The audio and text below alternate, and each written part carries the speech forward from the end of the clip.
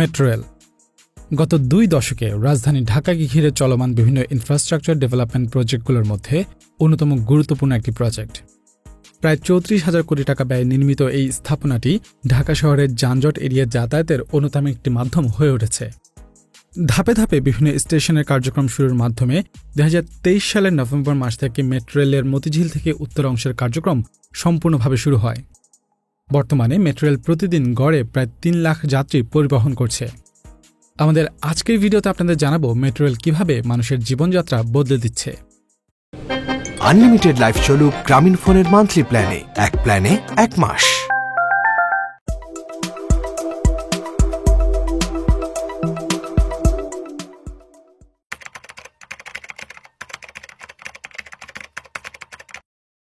বিশ্বের বড় বড় শহরগুলোতে অল্প সময়ে বেশি সংখ্যক মানুষের যাতায়াতের জন্য দ্রুতগামী যোগাযোগ ব্যবস্থা হিসেবে মেট্রো রেল, আন্ডারগ্রাউন্ড সাবওয়ে জনপ্রিয় গণপরিবহন ব্যবস্থা। 2005 সালে ঢাকায় আধুনিক যোগাযোগ ব্যবস্থাপনা ডেভেলপ করার জন্য স্ট্র্যাটেজিক ট্রান্সপোর্ট প্ল্যান তৈরি করা হয়, যার মধ্যে গুরুত্বপূর্ণ অংশ ছিল মেট্রো রেল। 2012 সালে একনেকে মেট্রো রেল প্রজেক্ট অ্যাপ্রুভাল পেলে মোট 5টি এমআরটি রুটের পরিকল্পনা করা হয়, যার মধ্যে উত্তরা থেকে মতিঝিল পর্যন্ত এমআরটি লাইন 6কে দেশের প্রথম মেট্রো রেল প্রজেক্ট হিসেবে নির্বাচন করা হয়, যার কাজ শুরু হয় 2016 সালের জুন মাসে। পরবর্তীতে এই রুটকে কমলাপুর পর্যন্ত বর্ধিত করা হয়। 2022 সালের ডিসেম্বর মাসে উত্তরা থেকে আগারগাঁও অংশ এবং পরবর্তী বছরের নভেম্বর মাসে মতিঝিল পর্যন্ত মেট্রো রেলের অপারেশন বাড়ানো হয়েছে। কমলাপুর পর্যন্ত বর্ধিত অংশের কাজ এখনও চলমান রয়েছে। এছাড়া প্রথম দিকে নির্দিষ্ট সময়ের জন্য অপারেট করা হলেও ধাপে ধাপে অপারেশন সময় বাড়িয়ে বর্তমানে সকাল 7টা 10 থেকে রাত 9টা 40 পর্যন্ত মতিঝিল থেকে উত্তরা পর্যন্ত মেট্রো রেল অপারেশন চলমান রয়েছে। এই রুটে প্রতিদিন ট্রেন সার্ভিসের সংখ্যা 194টি এবং প্রায় 4.5 লাখ যাত্রী পরিবহন সক্ষমতা রয়েছে। মেট্রো রেল পরিচালনাকারী সংস্থা ঢাকা ম্যাস ট্রানজিট কোম্পানি লিমিটেডের ম্যানেজিং ডিরেক্টর MAN সিদ্দিকের মতে গড়ে প্রায় 3 লক্ষ যাত্রী প্রতিদিন মেট্রো রেলের সুবিধা উপভোগ করছে। 2025 সাল নাগাদ কমলাপুর অংশের উদ্বোধন হলে অপারেশনে থাকা ট্রেনের সংখ্যা এবং প্রতিদিন যাতায়াতকারী সংখ্যা আরও বাড়বে বলে আশাবাদ মেট্রো রেল পরিচালনাকারী সংস্থার। ঢাকায় বসবাসকারীরা প্রতিদিন এই রুটে মাত্র 40 মিনিটে উত্তরা থেকে মতিঝিল ও মতিঝিল থেকে উত্তরা যাতায়াত করতে পারছে, যার জন্য ঢাকাবাসীর একসময় 2 থেকে 3 ঘন্টাও লেগে যেত। মেট্রোতে যাতায়াতে সুবিধা বলতে কি, আমি টাইমটা সেভ করতে পারতেছি। আমি যখন সাধারণ পরিবহনে যাইতাম তখন আমি উত্তরা থেকে মতিঝিল যাইতে আমার কমপক্ষে 3 ঘন্টা হাতে সময় নিয়ে বাইরে হইতে হতো। এখন আমি 1 ঘন্টা হাতে সময় নিয়ে বাইর হলেই যে কোনোভাবে পৌঁছে যেতে পারতেছি। সিএনজি বাস সব একই বলতে গেলে, জ্যাম যদি লাগে সবগুলা সেমভাবেই লাগে, যাতায়াত করার কোনো ওয়ে থাকে না। আর মেট্রো তো আলাদা ক্রাইটেরিয়ার মধ্যে আছে, এটা নিজের মধ্যেই যায়, সেটা আলাদাভাবেই যায়, এটাতে একটু তাড়াতাড়ি হয়, ওটা আলাদাই সাবজেক্ট আর কি। স্টুডেন্ট হিসেবে যেমন আমাদের ক্লাস মাঝে মধ্যে 9টায় যখন থাকে, তো তখন আমাদের বাইরে যাইতে যখন আমরা 7টা বাজে বের হই, তারপরও আমরা যাইতে পারি না রাস্তায়। কিন্তু মেট্রোর কারণে দেখা যায় যে আমরা 1 ঘন্টার রাস্তা 20 মিনিট 10 মিনিটের মধ্যে কভার আপ করে ফেলি। বাসায় একটু কাজ টাজ করে একটু লেট করে বের হলে আবার প্রবলেম হচ্ছে না যে আমি বাসায় স্কুলে সময় মতো বাচ্চাকে দিতে পারবো।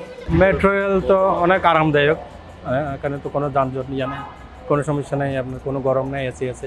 অন্যান্য ট্রান্সপোর্ট থেকে তো অনেক গুণ উন্নত।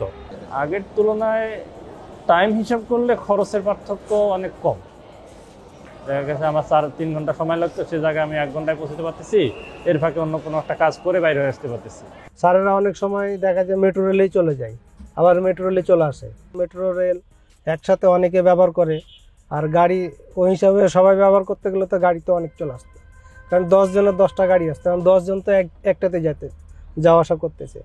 সিএনজিতে চলাচলের ক্ষেত্রে অনেক সময় সিএনজি পাওয়া যেত না, দাঁড়ায় থাকতে হইতো, পাইলেও ভাড়া বেশি চাইতো, মিটারে যাইতে চাইতো না, মিটারে যাইতে চাইলে ভাড়া অতিরিক্ত চাইতো, মিটার থেকেও আরও 40-50 টাকা বেশি চাইতো। এই সমস্যাগুলো ফেস করতে হইতো।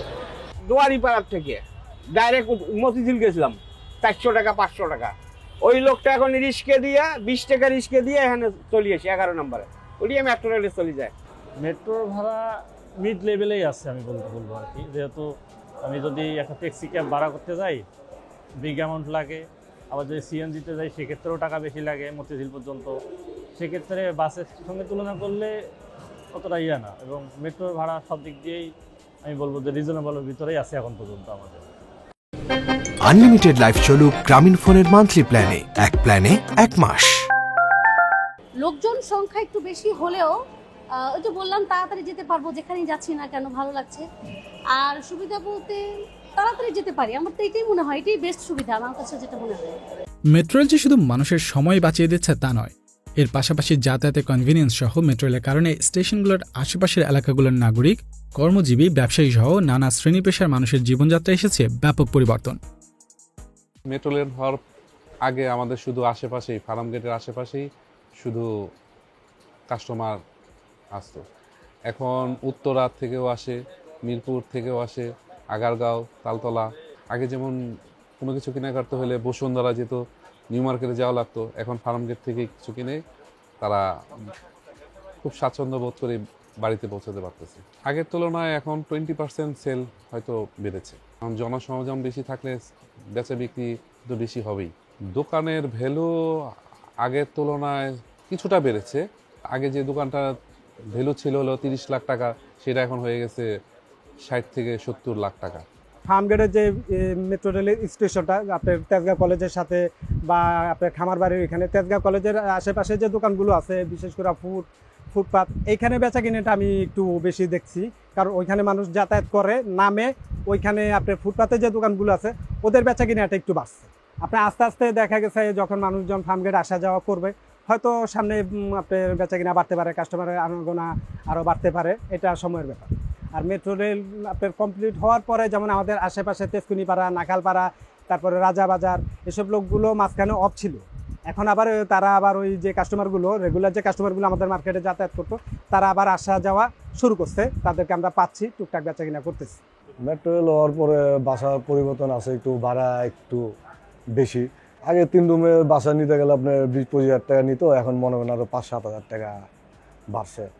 ফার্মগেটে মেট্রো রেলের মনে করেন কাছাকাছি অনেকে বাসা ভাড়া নেওয়ার আগ্রহ আছে, অনেকে দেখা গেছে দূরে চাকরি করে, আসতে যাইতে একটু সমস্যা, যার কারণে ফার্মগেটে যদি একটা বাসা নেয় মেট্রো রেলের সামনে, তো যাতায়াতের জন্য সুবিধা হবে। ওই তুলনায় আপনার চাহিদা অনেক আছে আর কি। মেট্রো রেল ঢাকার যাত্রীদের জন্য সুখবর হলেও এই রুটে অপারেশন পরিচালনা করতে প্রতি বছর প্রায় 1000 কোটি টাকার প্রয়োজন। বর্তমানে প্রতিদিন প্রায় 3 লাখ যাত্রী পরিবহন করে 1.5 কোটি টাকা রেভিনিউ জেনারেট করছে মেট্রো রেল। অর্থাৎ বছরে 500 কোটি টাকার মতো রেভিনিউ জেনারেট করা সম্ভব শুধুমাত্র যাত্রীদের কাছে টিকিট বিক্রি থেকে, যা পুরোপুরি অপারেশনাল হলে এবং ফুল ক্যাপাসিটিতে যাত্রী পরিবহন শুরু হলে আরও বাড়বে। যাত্রীদের কাছে টিকিট বিক্রি ছাড়াও মেট্রো রেল অপারেশন পরিচালনার প্রতিষ্ঠান রেভিনিউ বাড়াতে অলরেডি অ্যাডভার্টাইজমেন্ট করার সুযোগ দিচ্ছে।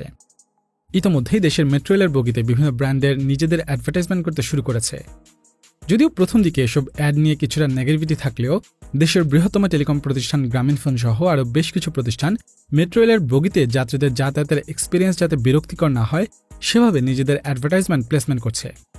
অ্যাডভার্টাইজমেন্টগুলোতে এআই এর ব্যবহার সহ ডিজাইন অ্যাস্থেটিক এবং স্ট্র্যাটেজিক প্লেসমেন্টের মাধ্যমে প্রতিষ্ঠানগুলো নিজেদের বিভিন্ন অফার ও পণ্য সম্পর্কে যাত্রীদের অ্যাওয়ার করার পাশাপাশি মেট্রো রেল অথরিটির জন্য রেভিনিউ বাড়াতেও সাহায্য করছে। এমআরটি লাইন 6 দেশের মানুষের জনজীবনে বেশ ইম্প্যাক্টফুল পরিবর্তন এনেছে, যার ধারাবাহিকতায় সরকার স্ট্র্যাটেজিক ট্রান্সপোর্ট প্ল্যানের অন্যান্য রুটগুলোর কাজও দ্রুত শুরু করার দিকে নজর দিয়েছে। এর মধ্যে প্রায় 53,000 কোটি টাকা ব্যয়ে দেশের প্রথম underground metro rail MRT line 1 এর নির্মাণ কাজ ইতিমধ্যেই শুরু হয়েছে, যেটি বিমানবন্দর এবং পূর্বাঞ্চলকে কমলাপুরের সাথে কানেক্ট করবে। এছাড়া এমআরটি লাইন 5 উত্তর রুটের কাজও শুরু করা হয়েছে, যেটিতে আন্ডারগ্রাউন্ড এবং এমআরটি লাইন 6 এর মতো মাটির উপরেও স্টেশন থাকবে। প্রায় 42,000 কোটি টাকায় নির্মিতব্য এই রুটটি সাভারের হেমায়েতপুরকে গুলশানের সাথে কানেক্ট করবে। এই দুটি রুটই 2030 সালের মধ্যে শেষ করার পরিকল্পনা সরকারের।